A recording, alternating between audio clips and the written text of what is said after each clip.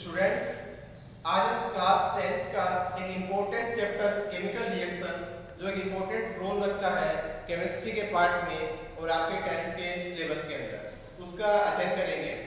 Chemical reaction chapter का name है, उस चैप्टर को हम ले रहे हैं आज। तो हम पढ़ेंगे केमिकल रिएक्शन के बारे में, केमिकल रिएक्शन के टाइप्स के बारे में, और उसके टाइप्स का अध्ययन करेंगे और पता करेंगे कितने प्रकार की केमिकल रिएक्शन होती है और किस किस प्रकार से वो प्रोडक्ट्स का निर्माण करती है।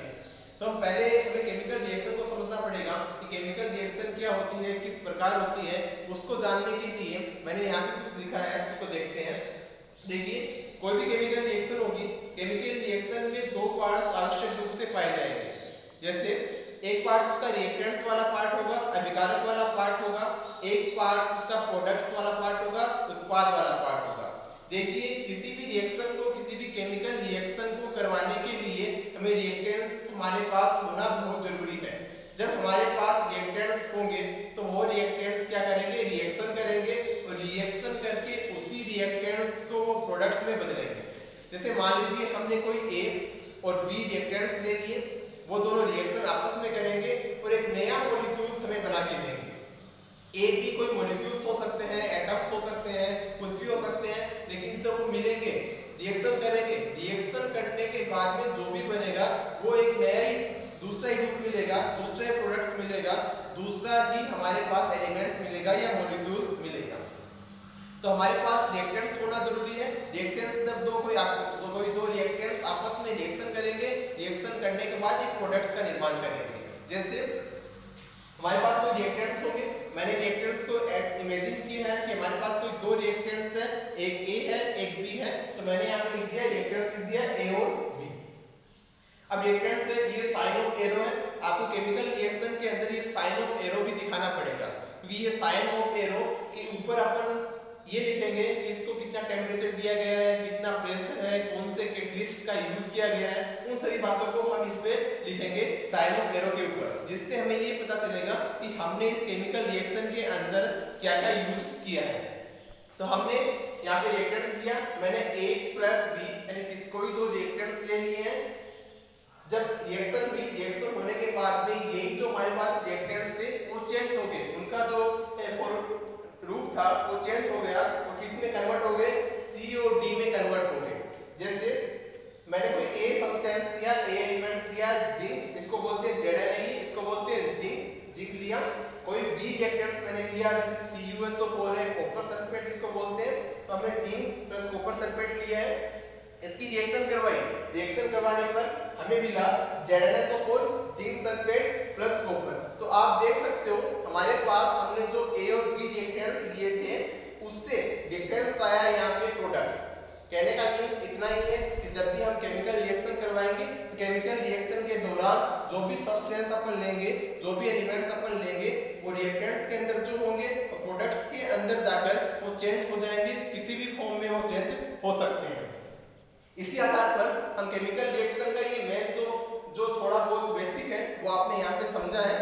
इसके बाद हम इसके केमिकल रिएक्शन के टाइप्स को देखने की कोशिश करेंगे। तो जैसे जैसे धीरे धीरे हम केमिकल रिएक्शन के टाइप्स को पढ़ेंगे, उस हिसाब से आपको समझ में आता रहेगा कि किस प्रकार से केमिकल रिएक्शन संपादित होती है। तो हम केमिकल रिएक्शन की जो फर्स्ट टाइप है, सबसे स्टार्टिंग वाला टाइप है, उसको स्टार्ट कर रहे हैं। उसका नाम है एडिशन रिएक्शन। एडिशन रिएक्शन, तो सबसे पहले आपको उस एडिशन रिएक्शन के नाम पर जोड़ देना पड़ेगा, उस नाम के बारे में सोचना पड़ेगा। जैसे यहाँ पे एडिशन रिएक्शन है, यानी यहाँ पे जो ये फर्स्ट जो 3 लेटर्स वर्ड्स है उसको देखिए ऐड का मींस क्या हुआ, किसी भी चीज को ऐड करना। ऐड करने से मींस हो गया कोई भी हमारे पास रिएक्टेंट्स होगा, उस रिएक्टेंट्स को आप ऐड कर दीजिए बस। एडिंग रिएक्शन में, एडिशन रिएक्शन में अपन को बस इतना ही करना है कि हमारे पास कोई भी रिएक्टेंट्स दिया होगा, अभिकारक दिया होगा, उसको आप केवल और केवल ऐड करना है। एडिशन मींस एडिंग मींस जुड़ना। तो एडिशन रिएक्शन की सिंपल सी डेफिनेशन है, आपके पास कोई भी रिएक्टेंट्स होंगे, उन जितने भी रिएक्टेंट्स होंगे उन रिएक्टेंट्स को आप ऐड करके एक प्रोडक्ट बनाओ। इसमें एडिशन रिएक्शन में जैसे हमारे पास कोई ए रिएक्टेंट्स है, हमारे पास कोई बी रिएक्टेंट्स है, हमने कोई दो रिएक्टेंट्स ले लिए, उन दो रिएक्टेंट्स से हमें प्रोडक्ट्स बनाना है। प्रोडक्ट्स बनाया, हमने इन दोनों को क्या किया, जोड़ दिया। ए और बी को जब ऐड करेंगे तभी तो वो दोनों जुड़ेंगे और जुड़ के क्या बनेंगे, एक ए था बी था, हमने इन दोनों को ऐड कर दिया, ऐड करके ए और बी दोनों क्या बन गए, ए बी बन गए। इस प्रकार से एडिशन रिएक्शन होगी। एडिशन रिएक्शन में आपको ये बात ध्यान रखने की जरूरत है कि आपके पास रिएक्टेंट्स 2 से कम नहीं होने चाहिए, रिएक्टेंट्स 2 होने जरूरी है। जब आपके पास रिएक्टेंट्स 2 होंगे तभी वो जुड़ेंगे। यदि यहाँ पे एक रिएक्टेंट्स आ जाए तो वो जुड़ेगा किससे, इसलिए यहाँ पे 2 रिएक्टेंट्स का होना बहुत जरूरी है। आपको इसमें ये भी ध्यान रखना पड़ेगा, जो प्रोडक्ट्स है वो प्रोडक्ट्स आपको एक मिलेगा, क्योंकि जब यहाँ पे 2 आपके पास रिएक्टेंट्स होंगे वो आपस में जुड़ेंगे तो प्रोडक्ट्स तो आपको एक ही मिलेगा ना। तो ये इसकी पहचान है। जैसे एग्जाम में आपको कोई रिएक्शन दे देते हैं, फिर पूछते हैं कि आप बताइए कौन सी एक रिएक्शन का एग्जांपल है, उस आधार पर आपको बताना पड़ता है कौन सी रिएक्शन का एग्जांपल है। तो ये इसकी पहचान है एडिशन रिएक्शन की। आपको इसमें रिएक्टेंट्स 2 मिलेंगे और जो प्रोडक्ट्स बनेगा वो एक ही मिलेगा। तो ये इस आधार पर आप इस एडिशन रिएक्शन को पहचान सकते हैं। एडिशन रिएक्शन के हम कुछ एग्जांपल्स लेते हैं जिसके आधार पर आपको पता चलेगा किस प्रकार से एडिशन रिएक्शन को हम एग्जांपल्स को पहचानेंगे। जैसे आपने पहला एग्जांपल लिया, ये सी है, आप जानते हो, आपने 9th क्लास में पढ़ा है, इसको कार्बन बोलते हैं। कार्बन एक सॉलिड, ये जो नीचे आपको दिखाई दे रहा है छोटा सा एस दिखाई दे रहा है, इसका मींस हो गया है सॉलिड फॉर्म में, सॉलिड ठोस फॉर्म में। आगे ऑक्सीजन O2 है, इसको आप जानते हो अच्छी तरीके से, ऑक्सीजन है। ऑक्सीजन एक गैस होती है, ये भी आप अच्छी तरीके से जानते हो। हमारे पास ए आ गया सी, ए आ गया कार्बन, बी आ गया ऑक्सीजन, इन दोनों को अपने क्या कराना है, ऐड करवाना है। ऐड करवाएंगे तो क्या जुड़ेगा, CO2 जुड़ गया। जब आप केमिकल रिएक्शन करवाते हो तो केमिकल रिएक्शन करवाते समय एक बात का और ध्यान रखना पड़ता है कि आपके पास जितने रिएक्टेंट्स होते हैं, जैसे यहाँ पे कार्बन 1 है तो आगे जो प्रोडक्ट्स होगा उसमें भी कार्बन 1 ही होना चाहिए। यहाँ पे आपके पास ऑक्सीजन 2 है तो आगे जब प्रोडक्ट बनेगा तब भी आपके पास ऑक्सीजन 2 ही होने चाहिए। कहने का मींस इतना है कि रिएक्टेंट्स में आपके पास जितने मोल्स हो, जितने भी जिस भी एलिमेंट के जितने मोल्स होंगे उतने ही मोल्स आगे प्रोडक्ट्स में होने चाहिए। यदि वैसे नहीं होते हैं तो आपकी केमिकल इक्वेशन बैलेंस नहीं है, जो कि गलत मानी जाएगी। इस आधार पर आपको ये देखना पड़ेगा कि इधर जितने कार्बन होंगे उतने उधर कार्बन होने चाहिए, इधर जितने ऑक्सीजन होंगे उतने ही उधर होने चाहिए। देख लीजिए यहाँ पे कितने कार्बन है, एक कार्बन है। प्रोडक्ट्स में देखिए कितने कार्बन है, एक ही कार्बन है। ऑक्सीजन कितने, 2 है। यहाँ पे कितने ऑक्सीजन, 2 है। तो केमिकल इक्वेशन क्या है, बैलेंस्ड है, तो ये हमारा राइट है। एक एग्जांपल और देख लेते हैं एडिशन रिएक्शन का। जैसे मैंने यहाँ पे लिया Mg मैग्नीशियम, इसको बोलते हैं मैग्नीशियम। मैग्नीशियम भी एक सॉलिड फॉर्म में होता है, S सॉलिड फॉर्म में होता है। प्लस मैंने इसकी ऑक्सीजन से रिएक्शन करवाई, ऑक्सीजन एक क्या होती है, गैस होती है। इन दोनों को आपको क्या करना पड़ेगा, ऐड करना पड़ेगा। यहाँ पे देखिए हम मैग्नीशियम की 2 मोल्स है हमारे पास। जब ये रिएक्शन करेंगे यहाँ पे इन दोनों को आपको जोड़ना पड़ेगा। आप देख चुके हो, देख सकते हो यहाँ पे ऑक्सीजन हमारे पास कितने हैं, 2 है। यहाँ पे Mg मैग्नीशियम हमारे पास कितने हैं, 2 है। तो हम इन दोनों को जोड़ेंगे तो हम इस प्रकार से इनको लिख सकते हैं 2Mg को, जो कि किसके फॉर्म में होगा, सॉलिड फॉर्म में होगा। ये जो आपको नीचे दिखाई दे रहे हैं S G वगैरह, या एक L भी होता है छोटा सा, L को अपन लिक्विड बोलते हैं। S आपको दिखाई दे तो वो सॉलिड होगा, G आपको दिखाई दे तो वो गैस होगा, L आपको दिखाई दे तो वो लिक्विड होगा। ये स्टेट है कि आपको जो एलिमेंट्स दिया गया है वो किस स्टेट में नेचर में पाया जाता है, उस हिसाब से यहाँ पे S L G लिखा जाता है। Addition reaction very easy reaction है, उसमें आपको केवल यही करना है, ऐड करना है। ये इस बात का आपको ध्यान रखना है कि एडिशन रिएक्शन में रिएक्टेंट्स आपके पास एक नहीं होगा, एक से ज्यादा होंगे और प्रोडक्ट्स आपके पास एक ही मिलेगा। इस बात का आपको अच्छी तरीके से ध्यान रखना पड़ेगा। तो एडिशन रिएक्शन का इसका डेफिनेशन होगी जुड़ना। A + B से हम क्या करेंगे, AB को बनाएंगे। हमने 2 एग्जांपल्स इसके लिए हैं, C + O2 CO2 बन गई, 2Mg + O2 2MgO बन गया।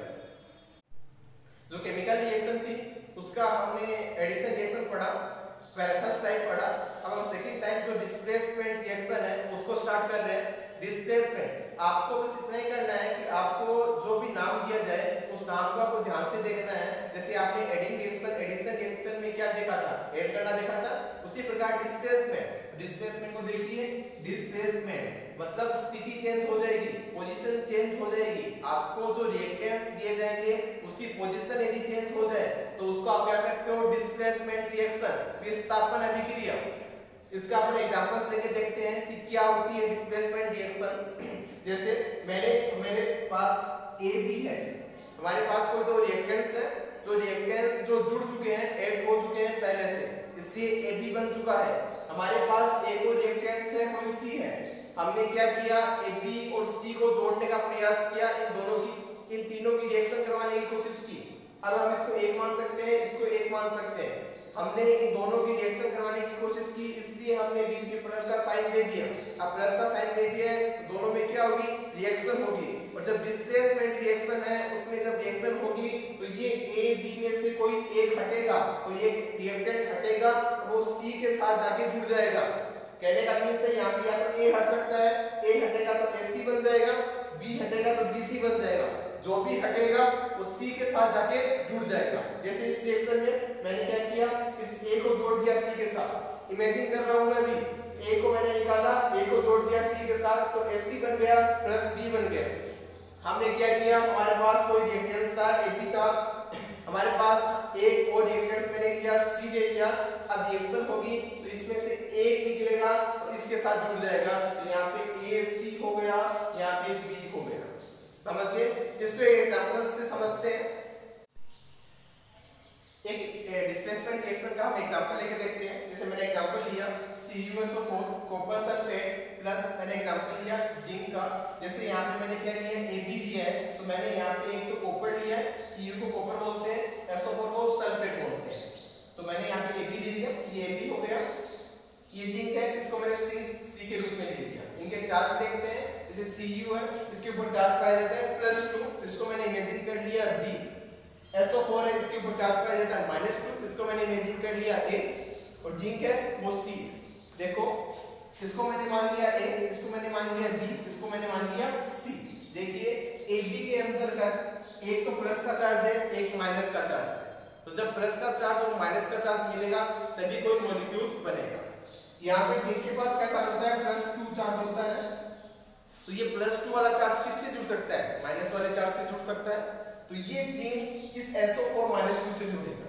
जब ये इससे जुड़ेगा तो ये अकेला हो जाएगा, अलग हो जाएगा और उसकी स्थिति को चेंज कर देगा। जैसे एग्जांपल से समझते हैं अपन, यहाँ से CuSO4 था, यहाँ से जिंक था।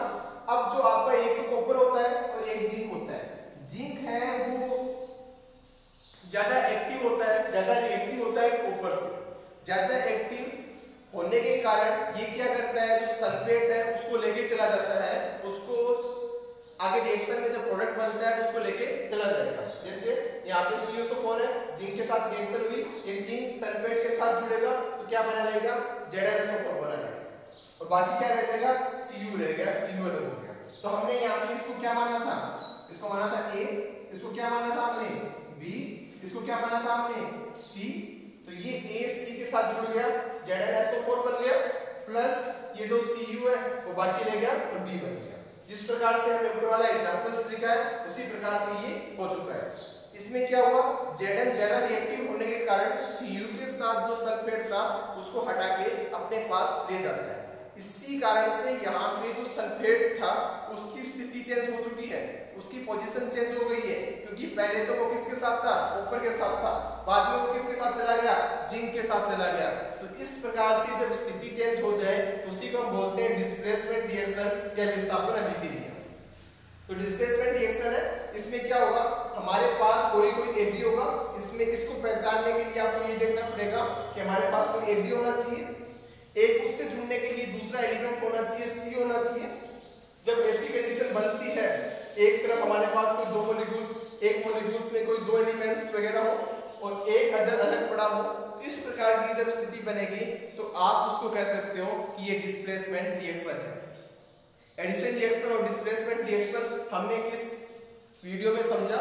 इससे आगे वाले वीडियो में हम और भी रिएक्शन को समझने की कोशिश करेंगे। जब सारे कंबाइन होंगे तब थोड़ी दिक्कत हो सकती है समझने में, लेकिन यदि आप इस प्रकार से पढ़ते जाओगे तो आपको कोई भी दिक्कत, किसी भी प्रकार की दिक्कत नहीं होगी। एडिशन रिएक्शन में आपको क्या करना है, ऐड करना है, डिस्प्लेसमेंट रिएक्शन में क्या करना है, पोजीशन को चेंज करना है, और आप अच्छी तरीके से इन दोनों को पहचान सकते हैं।